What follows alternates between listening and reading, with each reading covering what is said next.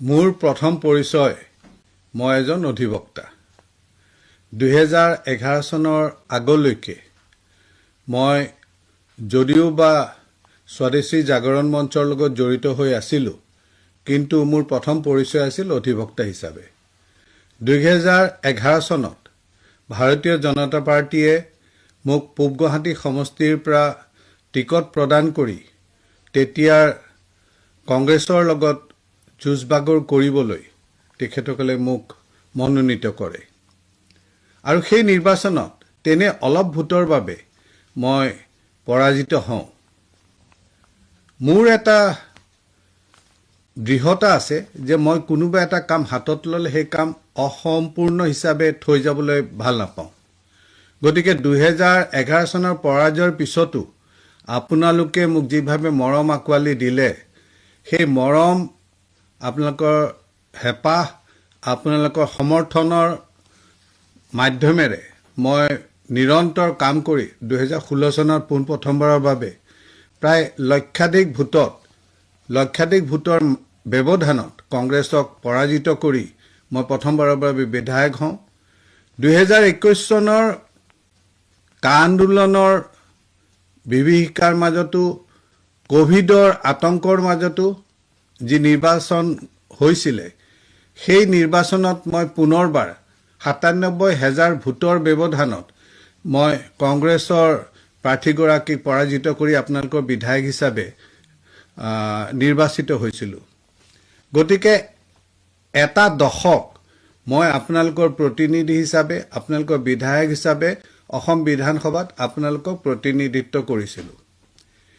এই সময়ছোৱাত বিধায়ক হিচাপে মোৰ কি ভূমিকা আছিল আপোনালোকৰ সমস্যাসমূহ কিভাৱে মই বিধানসভাৰ মজিয়াত উত্থাপিত কৰিব পাৰিছিলোঁ সেইটো বিধানসভাৰ ৰেকৰ্ডত আছে আপোনালোকে চাই ল'ব পাৰে ইয়াৰ উপৰিও মই ৰাইজৰ মংগলাৰ্থে ৰাইজৰ সহায় সহযোগিতা হ'ব পৰাকে বিভিন্ন উন্নয়নমূলক কাম-কাজত হাত দিছিলোঁ বিশেষকৈ আমাৰ নগৰখনৰ মোৰ অঞ্চলৰ যিখিনি স্থান সেই স্থানখিনি গোটেইখিনি নগৰাঞ্চল এই নগৰাঞ্চলৰ ভিতৰৰ যিবোৰ বাটপথ যিবোৰ সাধাৰণতে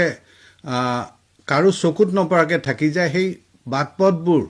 পুনৰ নিৰ্মাণ কৰি নতুনকৈ নিৰ্মাণ কৰি ৰাইজৰ সহায় কৰিবৰ বাবে প্ৰচেষ্টা কৰিছিলোঁ অন্যান্য কি কাম-কাজ কৰিছিলোঁ তাৰ খতিয়ান আপোনালোকক মই লিখিতভাৱেও দিছোঁ আৰু আপোনালোকে নিজেও মোক মূল্যায়ন কৰিব আজি মই 2026 চনত দলে মোক প্ৰাৰ্থিত্ব দিয়া নাই গতিকে মোৰ কোনো ক্ষোভ নাই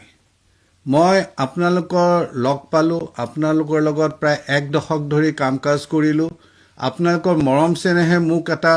বৃহৎ পৰিয়ালত আকৱালি ল'লে মই পুনৰবাৰ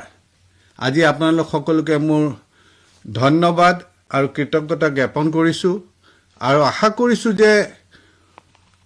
আগলৈও আপোনালোকে মোক আপোনালোকৰ মাজৰ এজন বুলি আকৱালি লৈ মোক মৰম চেনেহ দিব ময়ো আপোনালোকৰ লগত আছোঁ আপোনালোকৰ সকলো সময়ত সুখ দুখ সকলো সময়তে আমি একেলগেই থাকিম আপোনালোকে ইয়াৰ পৰা ক'তো নাযায় ময়ো ইয়াৰ পৰা ক'তো নাযাওঁ আমি সকলোৱে একলগ হৈ আমি থকা অঞ্চলটোৰ ভালৰ কাৰণে আমি থকা অঞ্চলটোৰ মংগলৰ কাৰণে কাম-কাজ কৰি যাম ধন্যবাদ অসমীয়া দৃষ্টি সত্য আশাৰ খেতে আগুৱাই প্ৰতিটো খবৰৰ প্ৰথম আদৰণিজনক অসমীয়া দৃষ্টি আপোনাৰ বিশ্বস্ত সংবাদ চেনেল